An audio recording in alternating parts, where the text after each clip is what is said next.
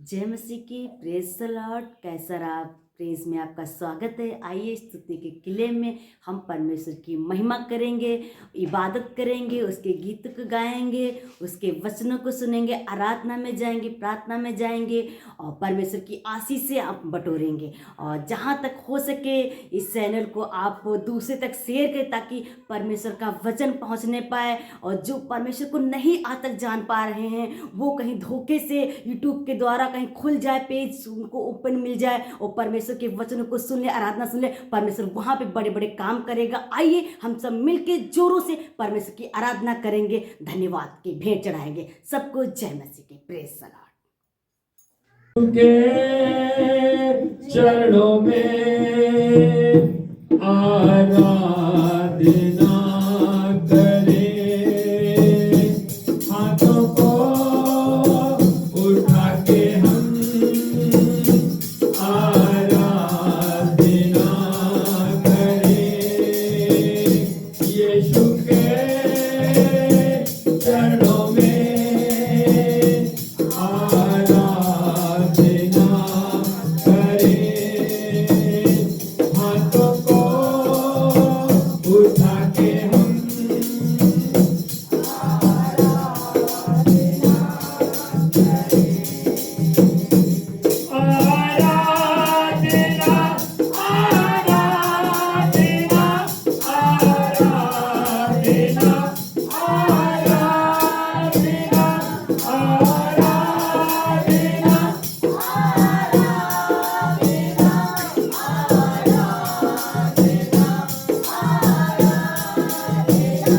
यीशु के चरणों में आराधना करें, हाथों को उठा के हम आराधना करें। आत्मा से सच्चाई से दिलों की गहराई से, आत्मा से सच्चाई से दिलों की गहराई से, होठों को खोले हम आराधना करें, होठों को खोले हम आराधना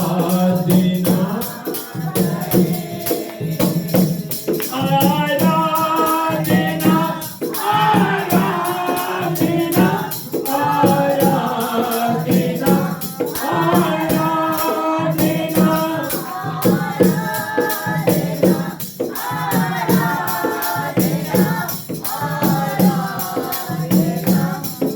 आराधना। यीशु के चरणों में आराधना करें। जीवन वही, मुक्ति वही, बलिदान भी वही।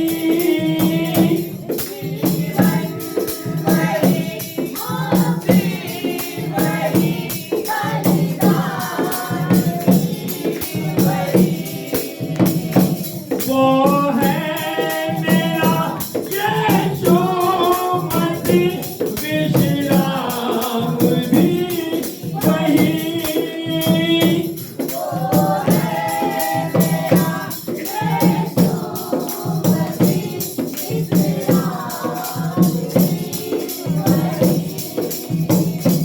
आओ हम मिलकर आराधना करें, आओ हम मिलकर आराधना करें, आराधना आराधना आराधना आराधना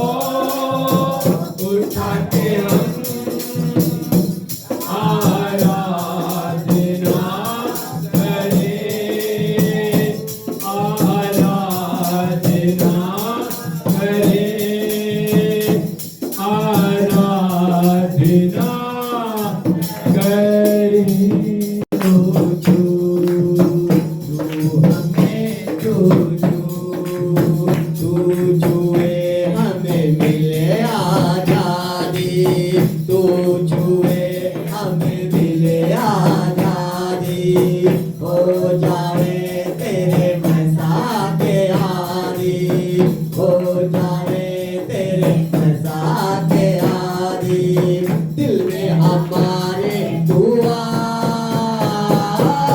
मैं तेरी खुशबू सबको, दिल में हमारे दुआ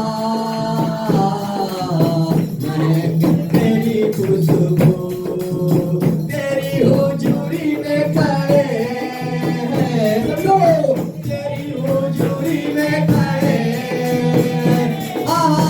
तेरी हुजूरी में खड़े शो आइए, तेरी हुजूरी में खड़े,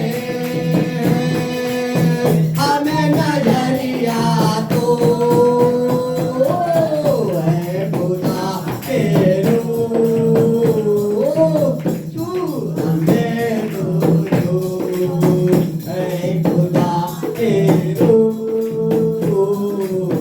तू हमें तो जो, तू हमें तो जो, तू जल और जीवन रोटी, तू जल और जीवन रोटी, तू ही है राहों की रोटी, तू ही है राहों की ज्योति, हम हैं तेरी प्रजा,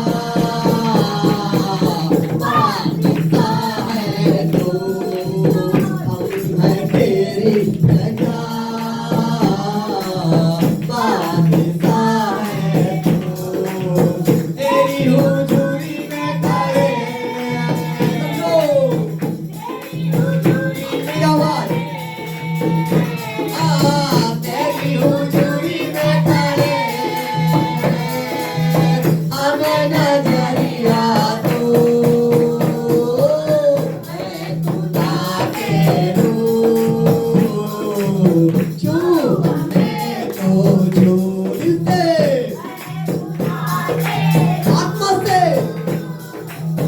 छू हमें तो छू, छू हमें तो छू, छू हमें तो छू, रूह की बारिश अब तो कर दे, रूह की बारिश अब तो कर दे, अपने फलों से मुझको भर दे, अपने फलों से मुझको भर दे, गाँव में तेरी सजा, तू है मेरा रहमत, गाँव में तेरी सजा, तू है मेरा रहमत, तेरी हुजूरी में खड़े हैं, तेरी हुजूरी में खड़े, हमें नजरिया तू है खुदा तेरू, तू हमें तो जो है खुदा तेरू, तू हमें तो जो, तू हमें तो जो, तू हमें तो जो।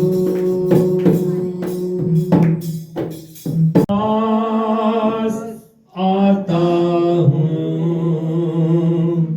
जैसे यीशु मसीह यूहन्ना के पास बपतिस्मा लेने के लिए आए थे, आप महसूस करिए कि वही सीन है आपके लिए। यूहन्ना ने कहा कि मैं तो तेरे पांव की जूती खोलने के भी लायक नहीं हूँ, लेकिन प्रभु ने कहा ऐसा ही हो जाने दे। यीशु हम तेरे पास आने के लायक नहीं है, लेकिन ऐसा ही हो जाने दे कि हम तेरे पास आ जाए।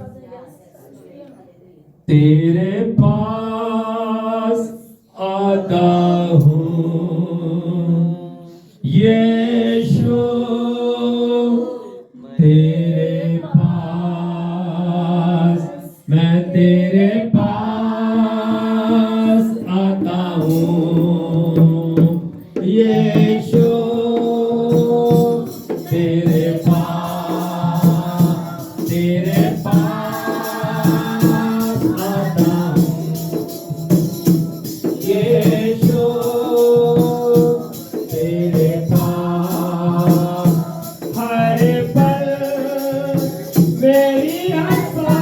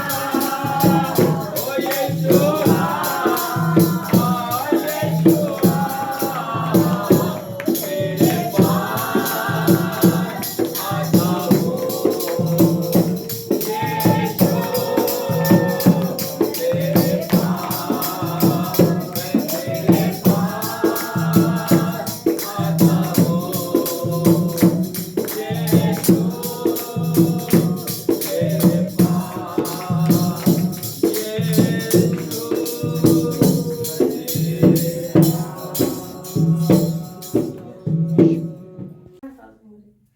बुध कहीं ज़्यादा तबीयत खराब है तो कहा है कि हम मर जाए तो ना कहा तबीयत सही हो जाए और सबको लोग प्रार्थना कर देंगे। तो जब ये प्रार्थना में गिरा तो ज़्यादा तबीयत खराब है, फिर धीरे धीरे प्रार्थना करवाएं फोन करें और हम कहे प्रभु जी लगो न ले जा पड़े वो भरते गए ये सही हो जाए और ये तेरा 2 दिन दवा लें बिल्कुल सही हो गए।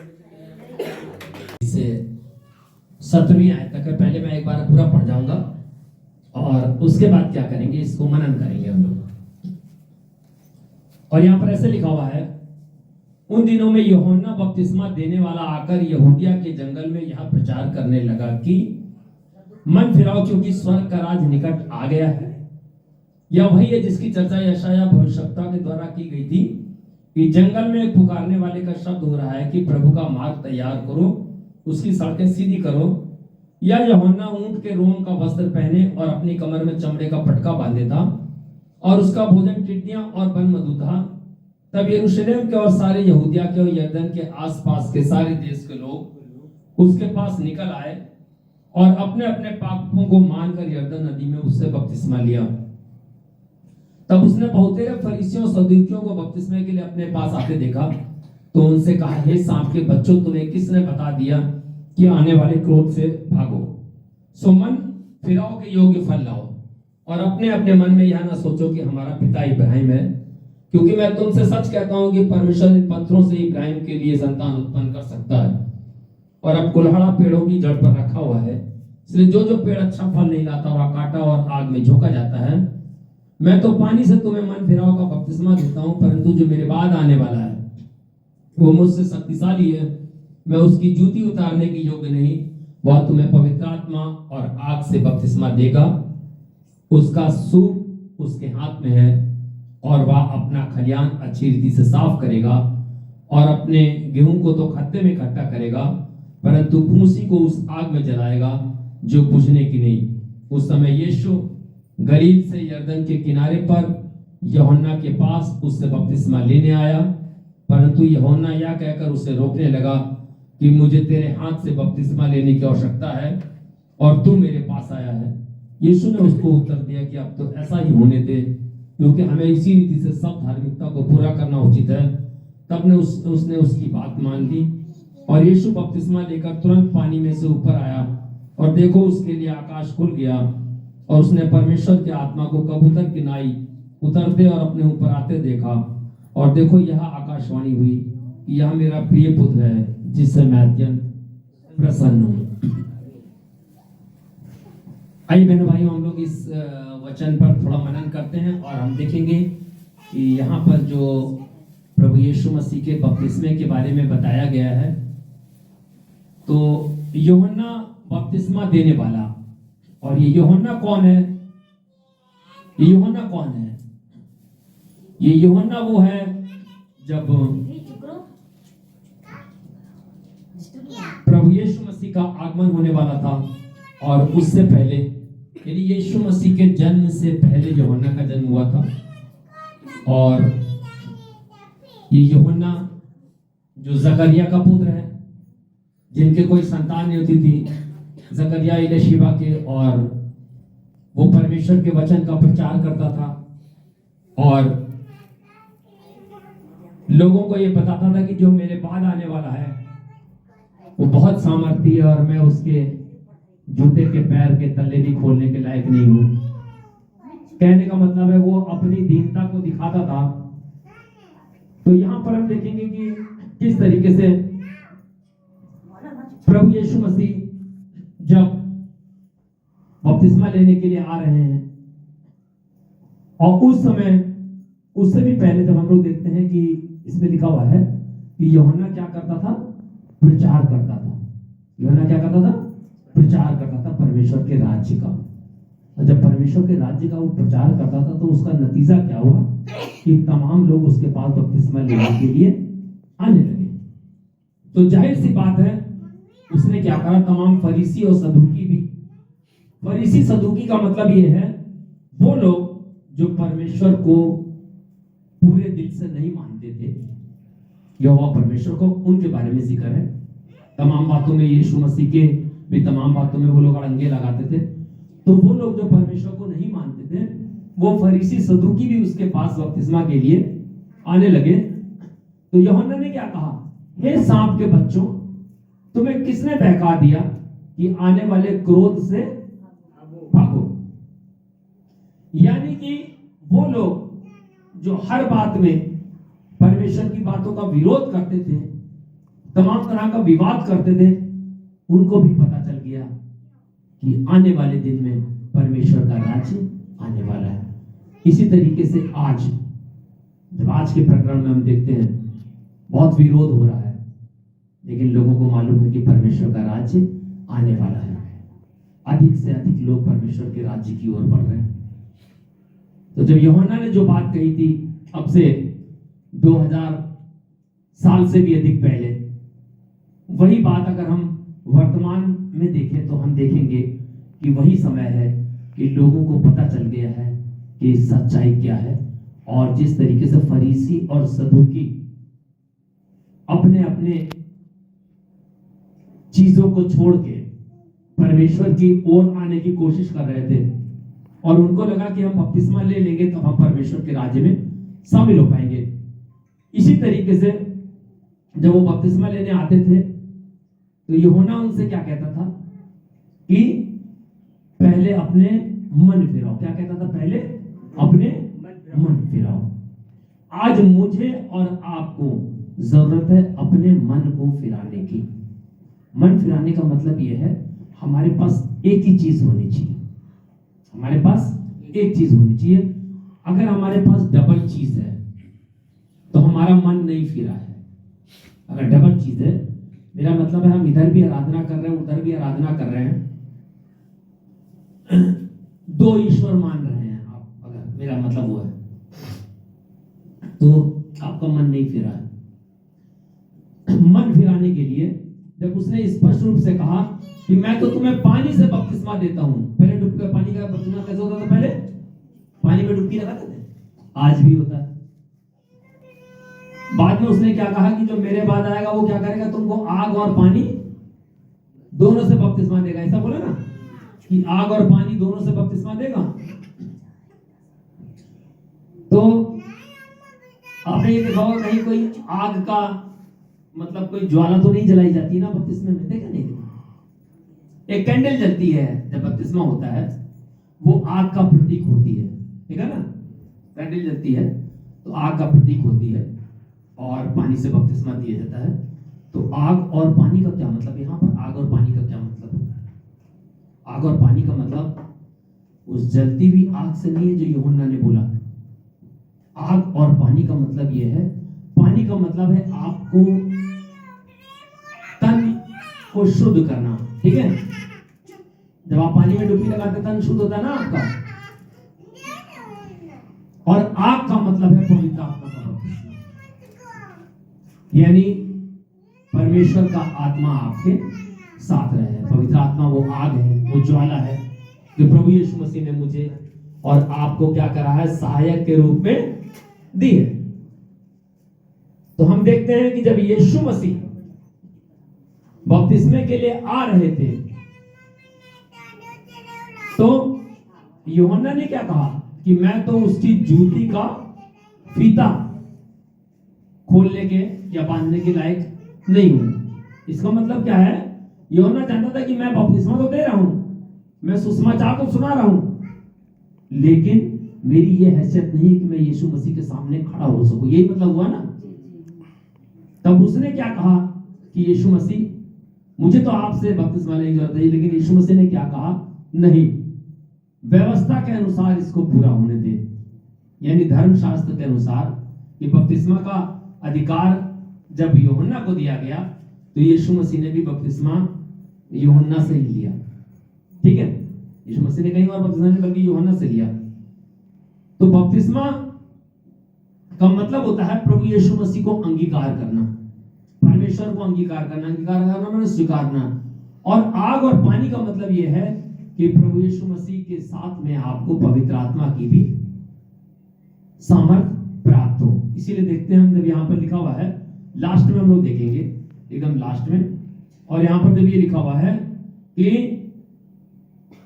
15वीं आयत से मैं पढ़ूंगा, 14वीं से बल्कि, परंतु यूहन्ना यह कहकर उसे रोकने लगा कि मुझे तेरे हाथ से बपतिस्मा लेने की आवश्यकता है और तू मेरे पास आया है। मुझे तेरे हाथ से बपतिस्मा लेने की आवश्यकता है और तू मेरे पास आया है। यानी यूहन्ना को संकोच हुआ कि मैं इसको बपतिस्मा कैसे दे दूं, ये तो परमेश्वर का पुत्र है, क्योंकि यूहन्ना को मालूम था। यीशु ने उसको यह उत्तर दिया कि अब तो ऐसा ही होने दे, क्योंकि हमें इसी रीति के साथ धार्मिकता को पूरा करना उचित है। तब उसने उसकी बात मान ली, यानी यीशु मसीह के कहने के बाद उसने बात मान ली। और अब जो 16वीं और 17वीं आयत है, इस पे मैं ज्यादा ध्यान दूंगा। लिखा हुआ है, और यीशु बपतिस्मा लेकर तुरंत पानी में से ऊपर आया और देखो उसके लिए आकाश खुल गया और उसने परमेश्वर के आत्मा को कबूतर की नाई अपने ऊपर उतरते देखा। और देखो यह आकाशवाणी भी किया, मेरा प्रिय पुत्र है जिससे मैं अत्यंत प्रसन्न हूं। यीशु मसीह के बपतिस्मा लेने के बाद क्या हुआ? हो सकता है उससे पहले लोगों ने पवित्र आत्मा को नहीं देखा हो। जब चेलों को भी पवित्र आत्मा, जब यीशु मसीह की मृत्यु के बाद चेले जब इकट्ठा थे और जब पवित्र आत्मा की सामर्थ्य उनके ऊपर उतरी, तब वो जान पा रहे हैं कि क्या चीज है। क्योंकि यीशु मसीह ने जाते समय कहा था कि मैं अपना सहायक देके जाऊंगा, पवित्र आत्मा। लेकिन वो पवित्र आत्मा यीशु मसीह के बाद नहीं है, वो पवित्र आत्मा आदिकाल से है। यानी पिता, पुत्र और पवित्र आत्मा कब से है? आदिकाल से। पिता, पुत्र और पवित्र आत्मा जो है वो आदिकाल से है। तो जब यीशु मसीह ने बपतिस्मा लिया और कबूतर की नाई, बात क्या लिखी हुई कि आकाश खुल गया। आकाश खुलने का मतलब क्या है? आकाश से मतलब इस आकाश से नहीं, बल्कि स्वर्ग खुल गया से मतलब है। और पवित्र आत्मा को उसके ऊपर कबूतर की नाई, यानी कबूतर पक्षी के रूप में पवित्र आत्मा को उतरते देखा। और ये आकाशवाणी हुई कि ये मेरा प्रिय पुत्र है जिससे मैं प्रसन्न हूं। क्यों प्रसन्न हुए परमेश्वर यीशु मसीह से? क्योंकि परमेश्वर के बताए हुए रास्ते पर परमेश्वर होने के बावजूद वो चलते थे। परमेश्वर होने के बावजूद उन्होंने अपने आप को बहुत दीन और नम्र रखा। परमेश्वर होने के बावजूद भी उन्होंने लोगों पर दया करी, किसी पर हुक्म नहीं चलाया। इन सब बातों से परमेश्वर उनसे प्रसन्न थे। और जैसा कि आप जानते हैं कि जब इसके आगे आप पढ़ेंगे कि जैसे यीशु मसीह का बपतिस्मा हो गया तो आत्मा उन्हें जंगल में ले गया, लिखा ना, ताकि शैतान से उनकी परीक्षा हो सके। इसके आगे जब आप पढ़ेंगे, आत्मा जंगल में ले गया, यानी पवित्र आत्मा उनको जंगल में ले गया। क्यों? परीक्षा के लिए उनकी। यीशु मसीह की परीक्षा क्यों? स्वयं परमेश्वर थे, क्योंकि वो मनुष्य के रूप में आए थे।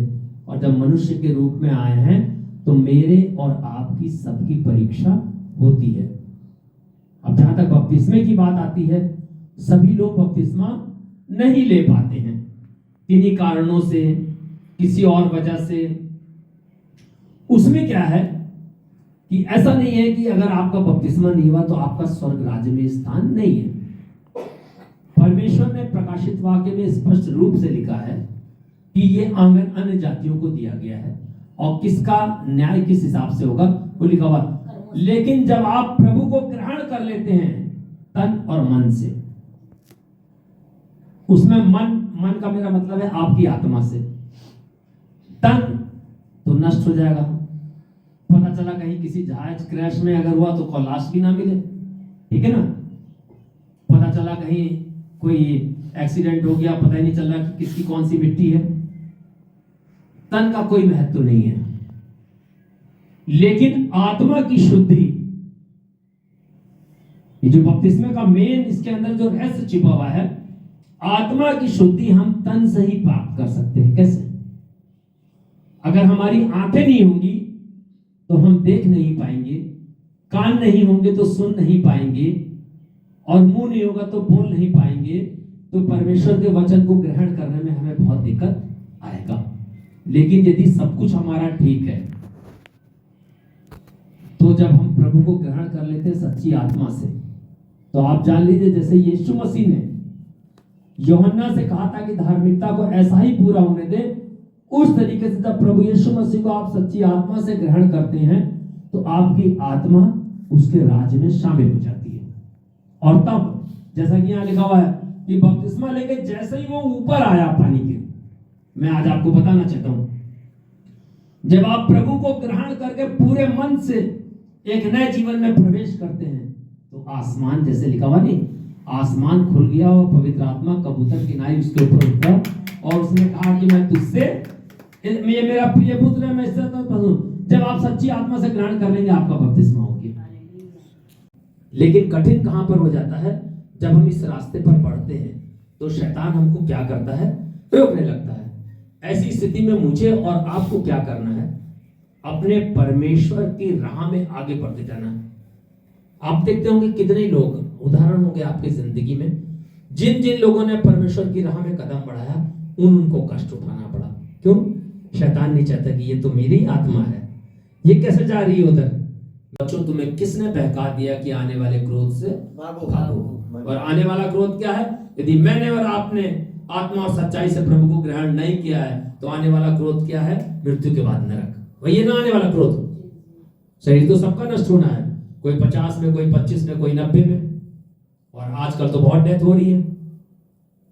तो ये जो यीशु मसीह का बपतिस्मा हुआ है, क्या यीशु मसीह बपतिस्मा ना लेते तो परमेश्वर के पुत्र ना होते? वो तो यीशु मसीह के आने से 700 और 800 साल पहले, यशाया नबी ने 700 साल पहले, मीका नबी ने 800 साल पहले, यीशु मसीह पैदा नहीं हुए अभी, तब भविष्यवाणी कर दी थी कि एक कुंवारी गर्भवती होगी, एक पुत्र जनेगी और उसका नाम यीशु रखा जाएगा। नाम भी तय हो गया, भविष्यवाणी भी हो गई। तो अगर क्या यीशु मसीह बपतिस्मा नहीं लेते तो क्या परमेश्वर के पुत्र नहीं होते? लेकिन बपतिस्मा लेके उन्होंने क्या बताया कि परमेश्वर को ग्रहण करना।